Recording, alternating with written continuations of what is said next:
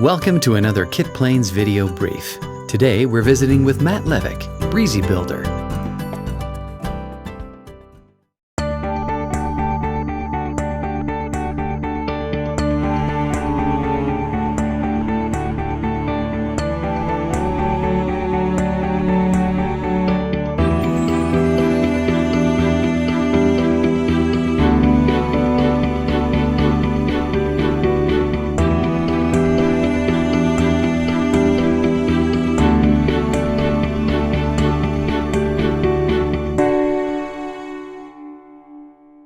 Here's the aircraft that I built. It's a Breezy, originally designed back in the mid-60s. You can still get plans for the aircraft today through Carl Unger.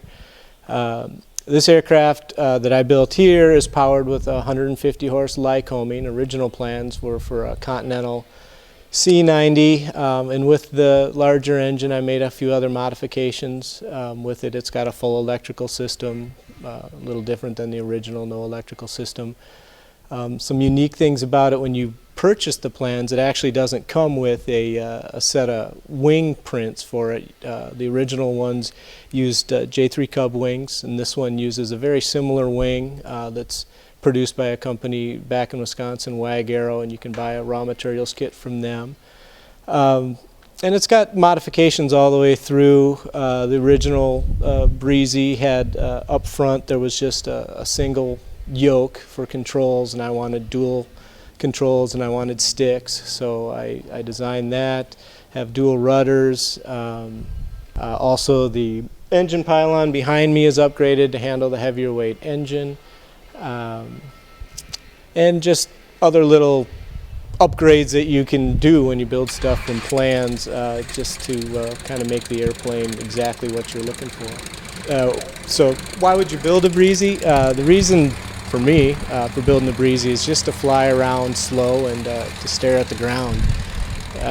When I go flying, typically, you know, it's for breakfast on Saturday or to just take people up for rides, and it's got a lot of wow factor to it, just to be able to have, you know, unlimited visibility. Even the visibility that you get up in the pilot seat is increased from what you get back here, because sitting in the back you're staring at my head, but up front you have, all you see are your shoelaces and then everything else. Out in San Diego, where I'm at, you can fly most days out of the year. You might have to dress a little in the winter, but it's perfect for this area. This aircraft is built from plans, and how it worked for me is I was able to buy a raw materials kit for all of the chromoly, and that was sold by Aircraft Spruce. Worked out pretty good. You do need to double check a few things, especially if you're going to make a couple of adaptations like I did, and you're going to need to source some additional tubing or different size tubing, different wall thickness tubing. And then, as I mentioned earlier, the wings are from Wag Arrow, and that too was a kit. It comes with aluminum spars, aluminum ribs. You lay it out like you would build any wing of that nature, fabric covered. That's pretty straightforward to do.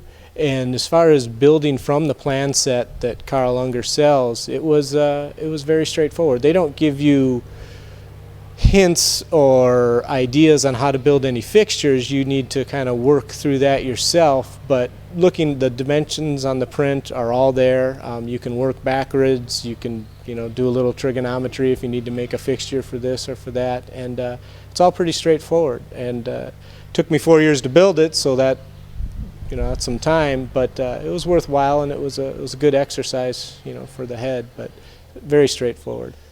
The performance of the Breezy is pretty easy to describe. It's really all just about the visibility. That's kind of the big wow factor. This one with 150 horse on it, it does climb aggressively if you want to hang it off the prop, so to speak. You can, not recommended, but it'll do it. And I typically cruise, if I'm not flying with other aircraft and trying to keep up, I'll cruise around 60 or 65. If I'm flying with my buddies, I'll usually bring it up to their minimum comfortable speed, which may be around 70. And it's not uncomfortable to fly at that speed. You will get a little tired because I don't have any fairing on my Breezy, so your neck muscles may get a little tired after if you sustain that.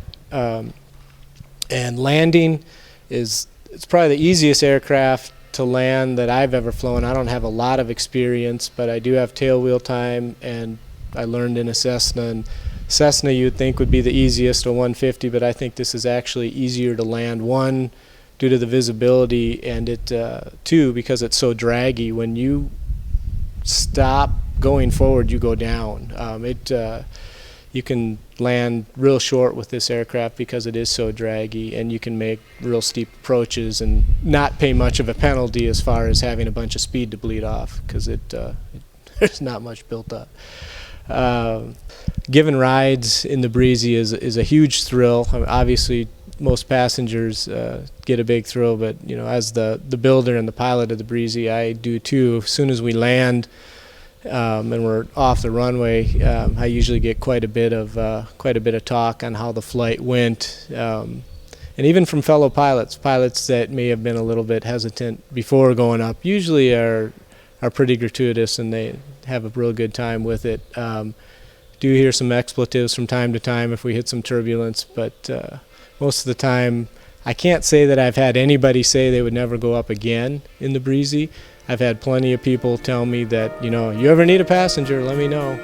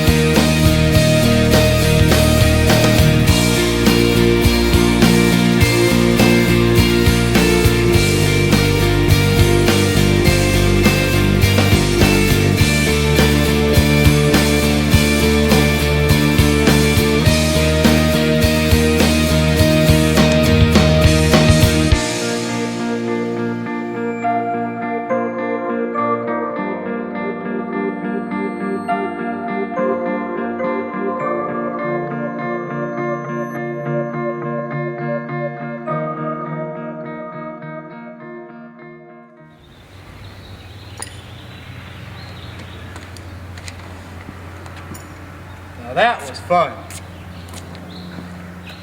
For more information on the Breezy, pick up the October 2009 issue of Kitplanes magazine or visit www.kitplanes.com. This has been another Kitplanes video brief. Thanks for watching.